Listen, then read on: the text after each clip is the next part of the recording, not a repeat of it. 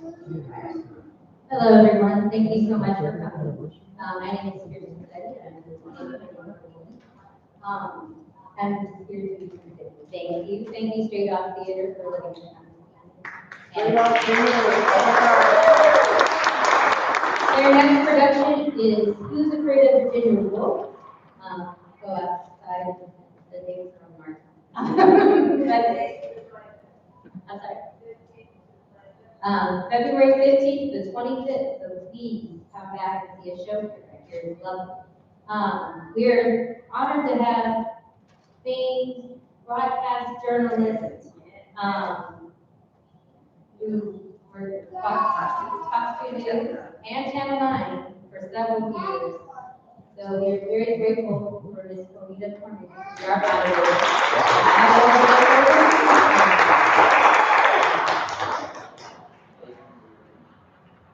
Good evening, everybody.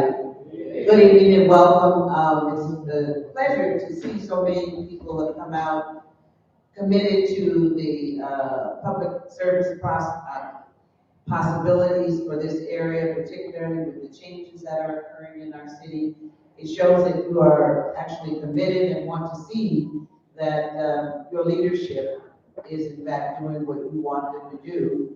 The fact that you come out to hear their comments on why they want to represent you, they've made that commitment. They've decided that they want to represent you. You're here because you want to know who they are and what they plan to offer the community. So it's a win-win for everyone. And I have the easiest job tonight. I simply will be reading questions and also explaining the ground rules. It's my first thing I wanted to do though is if you haven't submitted your question, please do so. There are cards in the lobby there so that you can write your question down. And I want to introduce the 7th Ward Committee people. These are the folks who are committed to representing you as committeemen in this new district. Bob Higgleman, he's here. There's Bob. Welcome. Sean Baker. Sean Baker. Vanessa Carroll. Vanessa, hello. And Ty Schicklenmeyer.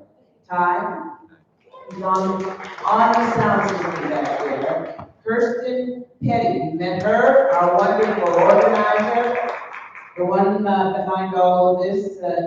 It took a lot to pull it together. Thank you, Kirsten, for making a difference and making a commitment. Timekeepers, 2 people sitting in the front. They're going to tell these folks just how long they have to answer the questions and to make their statements. The timekeepers are 19th Ward Committee woman, Queen Bird, is here. The other timekeeper, Amy Higgleman. Amy, raise your hand. So they know who you are, there you are. We want to recognize our 20th Ward Committee man, Mark Davis. Is Mark here? He's here in spirit, and he's supporting us, definitely. Well, the ground rules for tonight, audience questions will be consolidated if several people have asked the same question on the same topic. Questions that have nothing to do with the scope of Alderman will not be asked. The audience, please stay quiet and refrain from interrupting or making any loud noises. One of the other things that you should know is that there will be no rebuttal. Should something be presented tonight, the other individual is not going to have an opportunity to comment on it or respond in any way. And I think, the other thing is we will alternate who starts each candidate answering the same question. And we will alternate who starts to answer going down the line as we proceed through the list of questions. Okay, I think that would be it. I'm going to start with a set of questions that we have prepared. And I'm sorry, the opening remarks. We'll start with these prepared questions, but while they're compiling and she did bring it. Okay. Well, we'll get to those. I didn't see that. We'll We'll get to those questions after each of our candidates does their opening remarks. So we are going to introduce to you Cedric C. Redmon. Give him a round of applause. Seated next to Cedric is Alisha Sonnier. Alisha. And Jean-Pierre J.P. Mitchom. They're all committed to making this a spirited campaign, that's for sure. So let's start with our opening statements. You've got a mic first, 2 minutes. Our timekeepers are ready. Cedric C. Redmon. How's everybody doing tonight? All right. My name is Steve Sharp, but my mother name is Cedric Redmon Jr. I am a 36-year-old single father to a teenage son. He's the best thing that's ever happened to me. Yes, I am Hip Hop's Artist of the Year and Song of the Year winner and the first youth ambassador for the city of St. Louis. I'm excited to share these experiences, these thoughts, and these strategies that's going to bring the 7 boards to the table right away. I'm interested in the things that's going to make our neighborhood better. We have 7 neighborhoods now with unique backgrounds, unique histories, unique futures. I have specific plans for each neighborhood, no blanket statements, and I'm excited to share those things with you. So, thank you.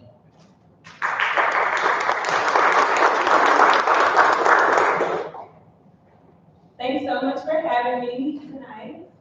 My name is Alisha Sonnier, and I want to be the alderwoman of the 7th Ward. I was born here, I grew up here.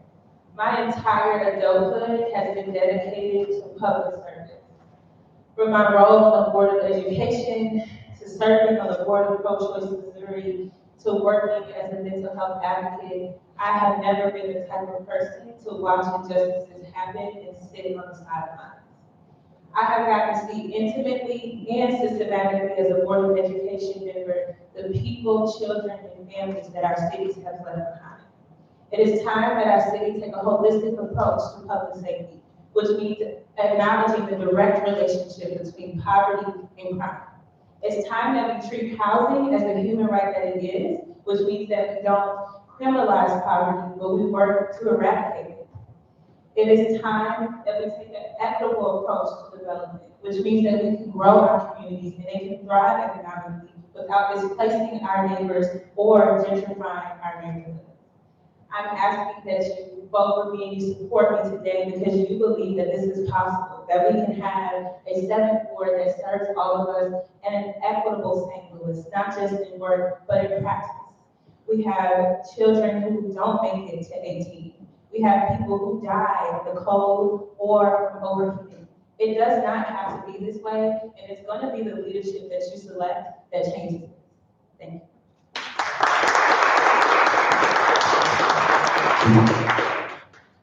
Well, good evening, everyone. I want to say thank you again to Sean. Here she is my better half. I want to make sure I do that first and foremost.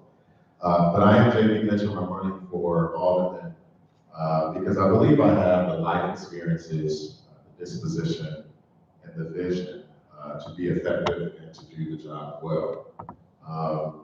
I grew up in St. Louis. I consider myself a son of South City. I grew up in the Tiffany neighborhood in the East.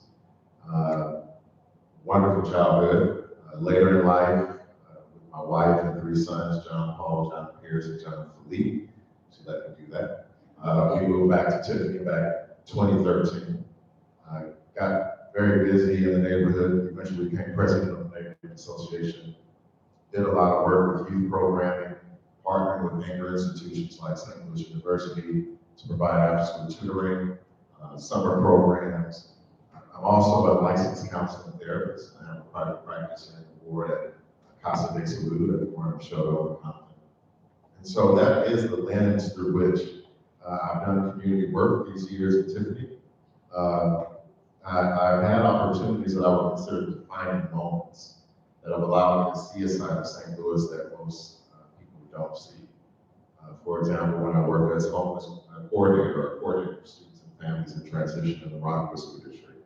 Or when I was a grand jurist here in the St. Louis area, or in the city of St. Louis, where for a span of 3 months, 3 days a week, we would hear cases that really were so horrific that they couldn't air on the local news.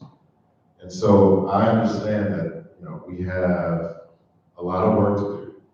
We have a lot of pain, a lot of trauma, but we have a lot of opportunity as well.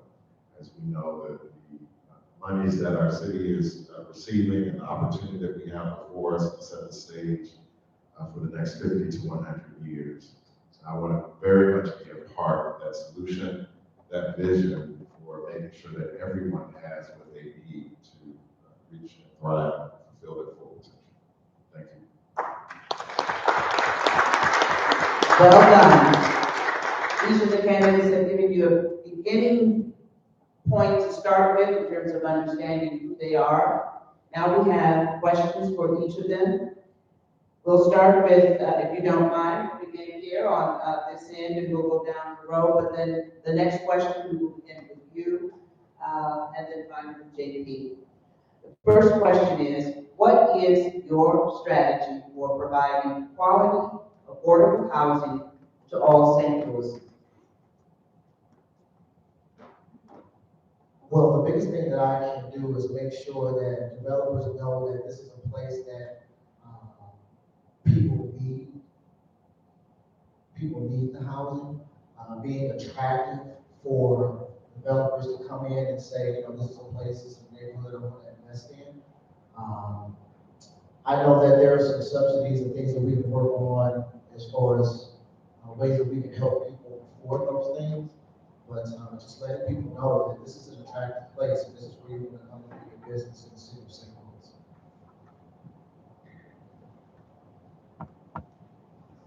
So for me, I think it's important that we first really discuss what is affordable housing. I think we've had some projects in our city that have been termed as affordable housing, but then a one-bedroom unit starts at $1,100.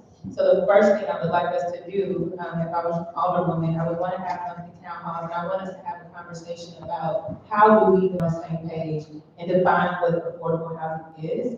The second thing is I really want to have the emphasis not just on affordable housing, but on affordable family housing. Because, it can be affordable, and then when you need 3 bedrooms and you need 4 bedrooms, it's $175,000.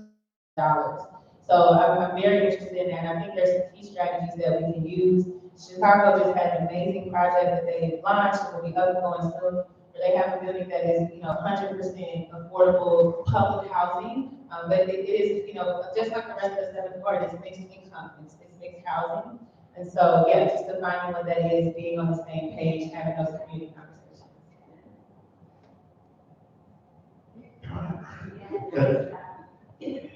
I'm all the way down here. Can you read that one more time?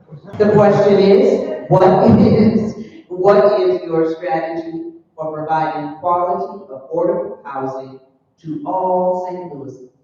So I'll probably say this multiple times tonight, but any strategy that I have is going to have communication and the human connection element to it. I think any development that happens is in some way an attempt to address the issue of affordable housing. But in order to address an issue and those who are impacted by the issue, you have to go to the people who are impacted. And you have to be able to have a conversation. So I think the first thing that I would do is ensure that any development that happens is in some way communicated and vetted, if you will, through the neighborhood. As a matter of principle, I think that we have a lot of opportunity, as I mentioned before, in St. Louis. I think it's important to leverage our strengths in order to work on our growth edges, if you will, areas that have been traditionally disinvested. And so that would be the approach that I would take to providing affordable housing. Thank you, JP. Our next question, we'll start with Ms. Sonnier to answer. This is now a full-time position, Board of Aldermen representing your ward. The question is, what will you be giving up if you win?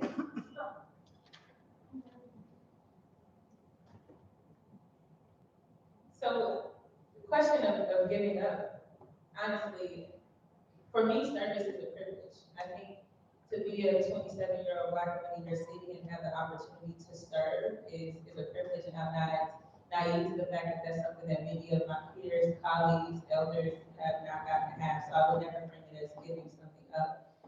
Secondly, what I will be transitioning from is I won't be on the Board of Education any longer. That seat ends in April, and so ideally I will be taking the seat as Alderwoman. And I won't be working as a mental health advocate anymore, so I won't be helping people on an individual basis. But I would never frame it as giving up, because for me, political power and having people in these seats that know what it's like living in this city and having every barrier against me and being able to navigate that successfully, I think we need that voice in leadership, and I think that's a privilege and an honor. So it's not giving up anything, it is gaining. Jay? What would I be giving up? Definitely the private practice.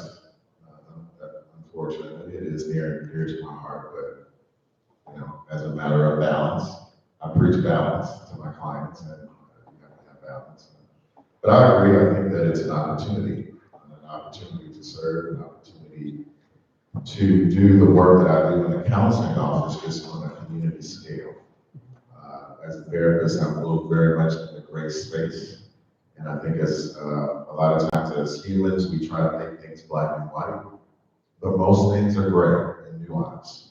And that's kind of the area I thrive, especially even as a director of equity and inclusion, where I travel the country having conversations with groups of people around tough stuff, right? Race, bias, gender issues. And so I very much am looking forward to utilizing all of those experiences to serve my community. Thank you. And Mr. C. Sharp?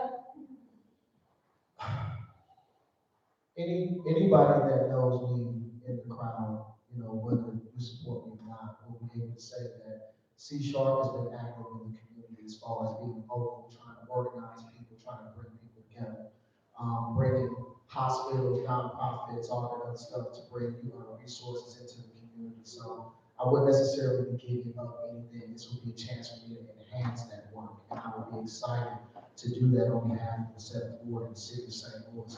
But to answer the question, I would be giving up my most important job that I have. Thank you. Our next question, and we're going to start with the first answer coming from Mr. Mitchom. Do you support a person's right to abortion? I'm sorry.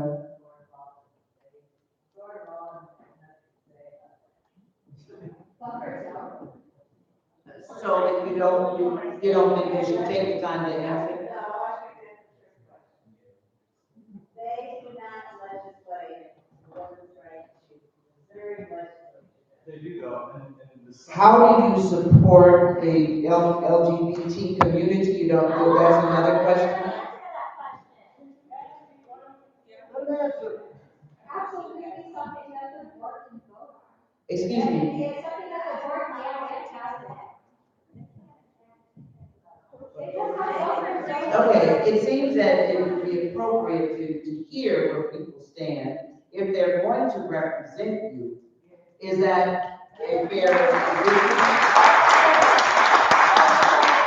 Now, we only have 2 minutes to answer. It's not as if you're going to be able to. Where do we go? Answer the question. Do you support a person's right to abortion? We'll go back. Yeah, it's a personal decision. Absolutely. I'm sorry? It's a personal decision. It's a personal decision. All right. Mr. Sharp? I learned at 29 years old that my mom made a choice to keep me. She decided that she wasn't going to abort me personally. So, knowing that, I respect a woman's right to choose. Ms. Sonnier? I 100% support a person's right to choose abortion. And also, there is a reproductive justice equity fund that is a board bill that passed by the Board of Aldermen, where our city elected officials decided that because the state has decided to cut off the right to access to abortion, we will have a fund using ARPA funds where we help people access abortion. And also, I was gonna say, I think it's very important that we have local leaders that do everything they can to support that fundamental right and that choice, since we know that our state is not going to do that, and that is something that I unequivocally support. Thank you. On a similar note, we may react the same way to this next question, and we would like to begin, I believe, with Mr. Sharp. How do you support the LGBTQ community?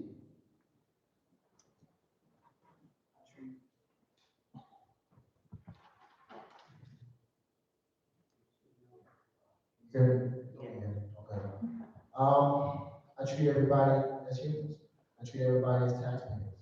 When you come to my office and you want to sit down and talk about something, the door's open, just like an open door policy to anybody else. I understand that there are things that may be affecting the LGBTQ community that I may not be completely aware about, but I'm always open to listening and having those conversations. Ms. Sonnier? There's a couple of things. I think that our city can do a lot better of a job to support the LGBTQ community. And I think it's important that as leaders, you see people for who they are.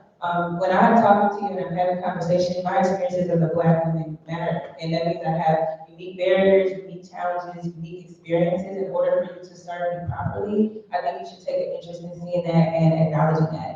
I would love to see a mental health registry in our city, especially because we started on a board of education, the children, our young people that have the highest rates of suicide are LGBT. I would love to see more restrooms, public restrooms, where if you do come from a trans or non-binary background, there's an option for you to go to as well. And I think just as we grow and build as a city, we have to think about how we build in a city for all that stuff and have leadership for all of us and not some of us. Mr. Mitchell? Yeah, so this is bringing up for me. I mentioned that I work at Casa de Salud, so I have the privilege of working with our foreign-born population as well as our LGBTQIA+. And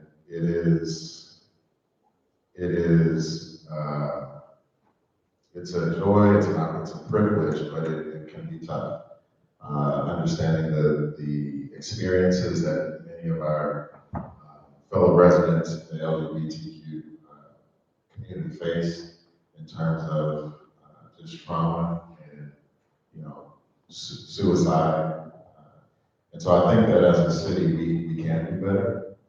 But I will go back to what I said before. In order to understand what to do, we first have to connect with the folks who are being impacted and to hear from them exactly what their experience is and what we can do to make sure they're not experiencing any oppression from the city itself. Thank you. Next question, and we'll begin with Ms. Sonnier. In addition to our shared commitment to social justice, what is your plan to deal with the, I believe this is pressure of daily constituent service requests, zoning variances, business permits, and the like? Now, in addition to our shared commitment to social justice, what is your plan to deal with the pressure of daily constituent service requests, zoning variances, business permits, and the like?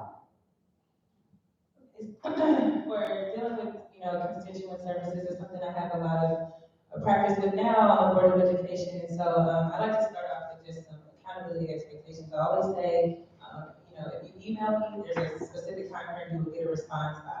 If I'm out of town or out of the office, I put that on my email so that you know my phone number. If the one that is on my literature now will still be my phone number. If I become your alderman, call me, text me. And hopefully they're still figuring out the staffing piece. Hopefully we'll also have staff, but I think the first piece is just to be as accessible and transparent as possible. like I said, monthly town halls. I also want to have office hours, so that if you don't want to come to a big meeting, come meet me at this local business, come meet me at this park, you can catch me there. The other part of that, I'm on a time frame, but I'd love to see a red tape committee